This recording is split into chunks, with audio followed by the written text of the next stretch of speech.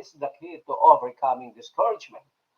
Unang-una mga kapatid, sabi po ni Apostol San Pablo, never forget how much God loves you. You are loved. Mga kapatid, alam mo na mahal ka ng Panginoon.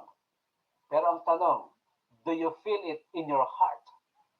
Nadarama mo ba sa iyong puso ngayon na mahal ka ng Diyos, mga kapatid? Alam niyo po, when you stop feeling the love of God, you'll get discouraged.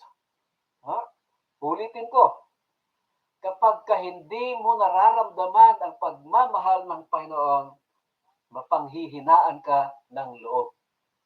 Alam niyo po ang sabi ni Apostol San Pablo in 2 Corinthians 4:1, this is why we don't get discouraged, given that we receive this ministry in the same way that we receive God's mercy. Alam niyo po,